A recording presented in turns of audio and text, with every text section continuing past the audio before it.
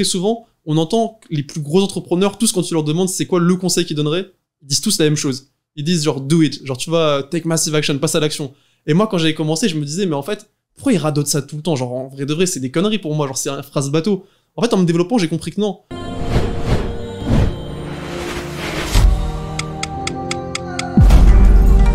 Ma motivation la plus forte dans ma vie, c'est que les gens ils osent réaliser leurs rêves. Je veux déclencher une révolution en remettant la méritocratie au cœur de notre société. Donc, si tu as envie de faire changer les choses, je pense que ça doit passer par l'entrepreneuriat. Quoi que tu dises, quelle que soit la phrase que tu dis, il y a un mec qui n'est pas d'accord. Est-ce que toujours ça dépend du travail en mode genre ou d'être bon? Parce que j'ai l'impression, et c'est un ami qui s'appelle Thibault Louis qui a fait un post aujourd'hui que je trouve intéressant là-dessus, en disant on nous a un peu, la culture pré-internet nous a appris à dire faut se focus pendant 10 ans et mettre all-in sur un projet, alors qu'il pouvait très bien ne pas marcher. Et aujourd'hui, j'ai l'impression que même des petits projets, et je prends juste l'exemple de titre perso de Élise en 3 mois de développement et 4 mois d'exposition, on a fait 3,6 millions de téléchargements alors qu'aucun d'entre nous n'était à plein temps, tu vois. Moi je pense, genre tu vois, mon père il me disait un truc que son père il lui disait genre un truc simple, mais la vie c'est jamais comme on croit, donc en vrai de vrai, je pense que tu vois, t'as pas, comment dire, en fait c'est le problème dans la culture d'internet maintenant et de tu vois tout ce qu'on voit avec les Grant Cardone, les Tai Lopez, Gary Vee et tout, que je kiffe moi-même, genre tu vois, ça m'a bercé, ça m'a aidé à me développer, mais c'est qu'on va te dire faut faire comme ça et c'est comme ça, mais en fait non, parce qu'en fait chaque personne est différent et chacun, ça se trouve, il y en a un, il va être excellent pour être polyvalent sur plein de business, l'autre si jamais il fait ça il va se planter à fond. Donc je pense que c'est ça en fait qui est dur un petit peu dans l'entrepreneuriat, c'est qu'on veut trop donner des règles de faut faire comme ça, alors qu'en réalité je pense qu'il y a plusieurs chemins différents qui peuvent mener à la même destination, tu vois. Toi, c'est quoi la règle dans l'entrepreneuriat où à chaque fois que tu l'as respecté, t'as eu raison de le faire? Qu'est-ce que tu veux dire par la règle? Je sais pas, on va dire la méthode, la pratique, l'habitude, qui, peu importe les projets, ça a été celle que t'as toujours gardée parce que celle-là vraiment elle a apporté des résultats à chaque fois. Franchement, j'ai pas une méthode que j'ai toujours gardée, j'ai plutôt, on va dire, des skills que j'ai voulu faire évoluer. Parce que si je pense que de mes débuts à maintenant, il y a moi dans 10 ans, dans 15 ans, dans 20 ans, je gardais la même méthode, au final je progresserais pas vraiment. Donc le but au contraire plutôt pour moi c'est d'étudier qu'est-ce qui a marché, qu'est-ce qui a pas marché. Et pour moi tu vois la réussite sur un business c'est un peu comme un puzzle où t'as quand même pas mal d'éléments différents qu'il faut qu'ils soient regroupés pour aller au bout. Après à la fin ça revient quand même, il y a des facteurs clés on va dire qui sont notables, qui reviennent à chaque fois. Mais pour moi t'as toujours ce côté là où il y a la dalle que tu vas avoir. Pour moi genre tu vois c'est ce truc là où quand j'ai commencé je parlais beaucoup genre tu vois de la dalle de réussir, de concrètement pour moi. Si t'as pas la dalle, tu vas rien faire, mec. Peu importe ce que tu veux faire, peu importe tes plans, tes business, etc. Si t'as pas la dalle à la fin, parce qu'en fait, ton énergie, elle fait tout. Quand tu rencontres quelqu'un, sur un rendez-vous, tu peux changer ta vie. Sur un rendez-vous, tu peux lever 10, 20, 50 millions, même des sommes de fous. Tu peux closer des deals, tout faire. Donc, si t'as pas cette énergie-là et que tu donnes pas de la confiance en la personne comme ça, déjà, c'est mort. Donc, je dirais qu'il y a cette règle-là de toi-même d'avoir la conviction. Parce que c'est quand tu vas être convaincu à 200%, tu vas pouvoir emporter les gens dans ta vision. Et pour moi, un bon entrepreneur, tu vois, c'est un peu comme ce qu'il dit Jack Ma, c'est quelqu'un qui va réussir à faire travailler autour de lui des gens plus intelligents que lui. Et ça, c'est dur à faire. Donc déjà, je pense qu'il y a ce truc-là d'avoir la conviction qui fait que quand t'as la personne en face de toi, elle a envie de te suivre, elle a envie de venir avec toi. C'est ce premier truc-là. Et moi, aujourd'hui, je pense que c'est une de mes forces où aujourd'hui, j'ai compris que je suis pas le meilleur pour structurer une boîte, pour mettre en place des process et tout. Même, franchement, honnêtement, je suis claqué un peu. Genre, tu vois, genre, ça fait depuis 5 ans, je veux me mettre sur Notion, truc et tout. Genre, tu vois, j'en parle tout le temps. Et genre, tu vois, j'ai la flemme. Mais je sais que moi, là où je suis bon, c'est pour emporter les gens dans la vision, les relancer, mettre de l'énergie, de l'intensité. Et en fait, je pense qu'il y a pas de mal à ça. Avant, je voulais travailler sur mes faiblesses, mais maintenant, je me dis, c'est important un petit peu de tout comprendre. Mais je pense que moi, faut plutôt jouer sur ses forces et être le meilleur là où t'es bon que vouloir être un peu moyen partout, tu vois. Comment toi, tu conseillerais quelqu'un de trouver sa zone de génie? C'est quel process? Comment t'arrives? Parce qu'il y a des gens qui ont des zones de génie qu'ils ont même quasiment jamais exploré depuis quelques mois, depuis quelques années, parce que ils sont, comme tu dis, dans soit ce salariat CDI qui leur plaît pas, soit dans une boîte qui est pas la bonne. Et même des fois dans l'entrepreneuriat, ils savent pas forcément, ils font un truc parce que c'est à la mode, parce qu'on a parlé de e-commerce ou de machin. Parce qu'il y a un post LinkedIn qui en parlait et tout. C'est ça, tu vois. Mais non, moi je pense que c'est une question qui est pas forcément évidente parce que c'est quelque chose, on va dire, qui est vraiment personnel. Mais en tout cas, ce que je suis sûr, c'est que c'est pas dans la réflexion en restant assis que tu vas trouver, mais c'est en étant dans le mouvement, puis en réfléchissant que tu vas trouver. Et c'est pour ça que, genre, tu sais, très souvent, on entend les plus gros entrepreneurs, tous quand tu leur demandes c'est quoi le conseil qu'ils donneraient, ils disent tous la même chose. Ils disent genre do it, genre tu vois, take massive action, passe à l'action. Et moi, quand j'avais commencé, je me disais, mais en fait, pourquoi ils radotent ça tout le temps? Genre, en vrai de vrai, c'est des conneries pour moi, genre, c'est une phrase bateau.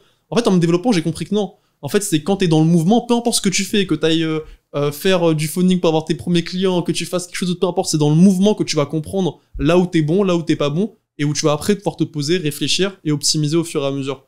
Je suis complètement d'accord. Quand j'avais vendu ma boîte d'événementiel, il y avait eu cette période où j'avais du coup plus grand chose à faire. J'étais allé à un event bénévolement pour aider ma mère qui était présidente d'une association.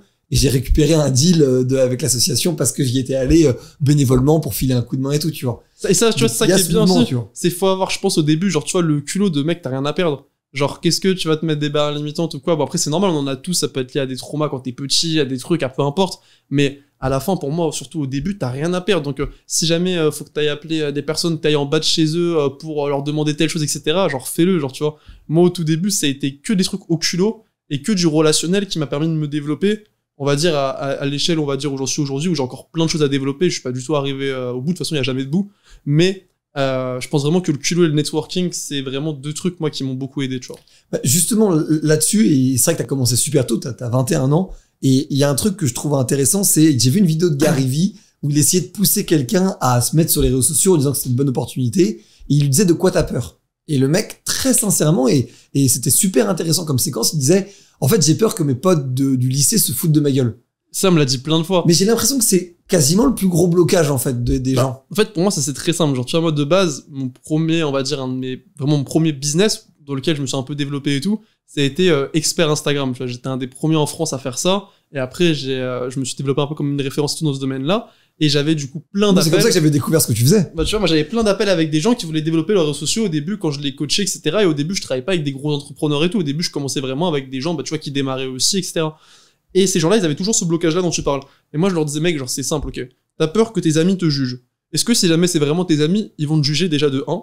Non, si jamais ils te jugent et qu'ils se foutent de ta gueule ou quoi, c'est que c'est pas tes potes, donc t'en as rien à faire. Si jamais des inconnus te disent un truc ou quoi, t'en as rien à faire, donc tu t'en fous. Si c'est vraiment tes amis, au contraire, ils vont t'encourager. Et même en réalité, en fait, ce qu'il faut se dire, c'est que sur les réseaux, très souvent, on a peur du regard des gens. Mais en fait, faut pas croire que les gens, ils ont ton temps. En fait, genre, tu vois, les gens, s'ils aiment pas, ils vont pas t'envoyer un message et te dire, ouais, mec, c'est nul ce que tu fais, tu vas rater ta vie. Non, en général, 99% du temps, ils vont appuyer et ils vont passer au truc d'après. Et ils vont pas te calculer. Donc, en fait, si jamais tu fais un truc bien, tu vas sortir du lot et ça va être génial. Si jamais tu fais un truc qui est moyen, bah, en fait, tu vas juste être scrollé et il va rien se passer de plus. Donc, en fait, t'as rien à perdre. Donc, tente, tu vois. Et si jamais c'est pas tes amis, et c'est peut-être si jamais que tes amis ils vont te critiquer quand tu fais ça, c'est peut-être que t'as pas le bon cercle autour de toi et que c'est une bonne chose. Et toi, c'est quoi les grands principes que tu appliques ou que tu appliques avec tes clients? Bah moi franchement de base c'est vraiment en fait des trucs simples. En vrai de vrai c'est par exemple typiquement c'est souvent t'as des personnes qui vont se dire quand ils démarrent ok je veux plus de visibilité, je veux plus de followers etc. Ok mais mec c'est comme si je dis je veux plus d'argent. Tout le monde veut plus d'argent tu vois. Mais à un moment donné tu dois retourner la question, tu dois pas être égoïste et tu dois te dire qu'est-ce que j'apporte sur le marché. Est-ce que je vais divertir? Est-ce que je vais informer? Est-ce que je vais apporter de la compétence? Est-ce que je vais...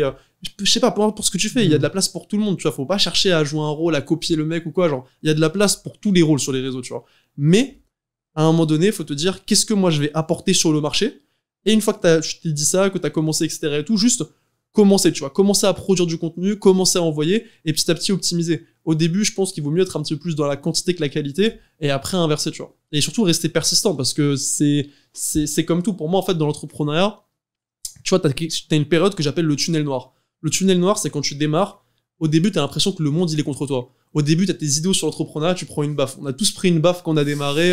Ça se trouve, et pas qu'une, ouais. Tu vois, on en a pris pas mal. Mais au tout début, je pense vraiment que t'as un tunnel noir avant même de réussir à générer tes premiers euros, etc. Et maintenant, le problème, c'est que quand les gens voient d'autres personnes réussir sur les réseaux qui ne parlent pas forcément de leurs problématiques ou de leur début, ils ont l'impression qu'ils ont un truc en plus et que pour eux, ça a été facile. Mais moi, aujourd'hui, je connais énormément d'entrepreneurs, quasiment tous les jeunes, on va dire, un peu de la génération francophone, qu'on fait pas mal des gens, j'en connais une bonne partie, tu vois, et tous, ils sont passés par des moments de galère de fou. Et quand tu comprends ça, tu te dis, en fait, que tu peux pas envier quelqu'un parce que tu ne sais pas, en fait, par quoi il est passé. Et si jamais tu te dis juste que pour lui, c'est trop facile, c'est juste que tu sais pas ce qu'il y a eu derrière, tu connais pas derrière l'iceberg ce qu'il y a. Donc, je pense qu'il y a vraiment un petit peu ce paramètre-là, on va dire, qui est important à avoir de la constance, à passer justement ce tunnel noir, et que ce tunnel noir, il est là pour filtrer ceux qui vont réussir de ceux qui ne vont pas. Parce que pour moi, dans l'entrepreneuriat, aujourd'hui, tout le monde peut réussir, mais tout le monde ne va pas réussir parce que tout le monde n'est pas prêt à mettre les efforts qu'il faut pour réussir, justement, tu vois. Donc ouais, vraiment le long terme, en fait, c'est ça que tu nous dis. Bah, le long terme, c'est la base, genre, je veux dire, tu vois, tu peux, même si jamais t'as un buzz ou quoi que ce soit, ok, c'est bien d'avoir un buzz, mais derrière, comment tu l'entretiens, qu'est-ce que tu développes derrière? Si t'as pas une vraie stratégie, c'est mort, tu vois. Bah c'est un peu mon associé Antonin qui m'avait dit ça, que j'avais trouvé très pertinent. Il disait qu'en fait le buzz, c'est comme, on va dire, le fait de grossir un canal d'entrée, mais si tu mets ta proposition de valeur là où ça fait rentrer elle est faible ou inexistante ou pas adaptée, en fait, c'est comme un panier troué, quoi. En fait, c'est comme si tu essayais d'attraper des déchets dans l'océan, mais qu'il y a un trou dans ton filet, donc en fait, ça se barre de l'autre côté, tu vois. Mais comment, donc dans ce cas-là, c'est un peu quoi? Il y a une vitrine ou en tout cas, on va dire il y a une proposition de valeur d'un côté, et de l'autre côté, on va essayer de créer de la viralité, de créer du buzz. C'est ça. Et après, en fait, t'as quelque chose qui est très très simple. En fait, les gens, genre, tu sais, ils rendent les trucs compliqués, même encore aujourd'hui, ils vont te parler de hashtag, d'algorithme, de oui, si je réussis pas, c'est parce que l'algorithme machin truc. En fait, les gens, genre, tu vois, ils ont vraiment de la branlette intellectuelle, ils comprennent pas, en fait, qu'il faut aller à l'essentiel. Concrètement, les réseaux, c'est hyper simple. Il y a un seul truc qu'il faut si jamais tu veux faire des vues, si tu veux développer, etc. C'est étudier les BPP, les Best Performing Posts. Tu regardes juste, tu vois, par exemple, que ce soit sur YouTube, Instagram, TikTok, peu importe. Être bon sur les réseaux, c'est avoir une forte personnalité et surtout être bon dans l'analyse. C'est regarder justement ce qui marche, ce qui est trendy, étudier les trends et te questionner. Pas juste consommer du contenu comme quelqu'un qui est passif sur son téléphone. Être proactif et te dire, ok, quand je vais liker ça, quand je vais m'abonner à telle personne, qu'est-ce qui a fait que en fait j'ai appuyé sur ce bouton-là? Te poser la question, prendre un petit peu de recul et te dire, ok, qu'est-ce qui a fait que ça a déclenché ça? Ok, est-ce que c'est parce que ça m'a diverti, ça a fait ci, ça a fait ça, parce que le format de contenu il a capté mon attention? Ok, pourquoi il a capté mon attention? Parce qu'au début de la vidéo il s'est passé ça, parce qu'il y a eu tel hook, etc. Et petit à petit en fait tu commences à devenir proactif comme ça, à arrêter d'être passif juste sur ton écran. Et là tu commences à comprendre pas mal de choses. Et aujourd'hui en fait en analysant, c'est très simple. Par exemple moi sur YouTube, tu vois, je me suis développé au début, je connaissais rien à YouTube.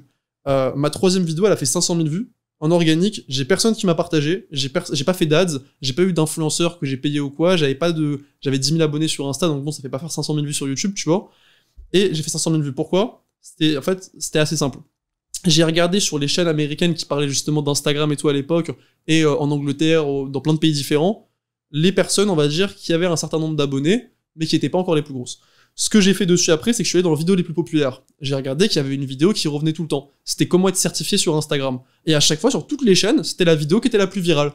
Donc je me suis dit, logiquement, si pour eux c'est le plus viral, pourquoi moi, si je le fais dans mon contenu, ça ne le serait pas aussi? Donc j'ai fait une vidéo, j'ai repris justement la même structure que j'ai trouvée. Je l'ai adapté un petit peu avec ma personnalité, des petites choses en plus, etc. Et au final, ça a fait 500 000 vues, tu vois, et ça a lancé ma chaîne.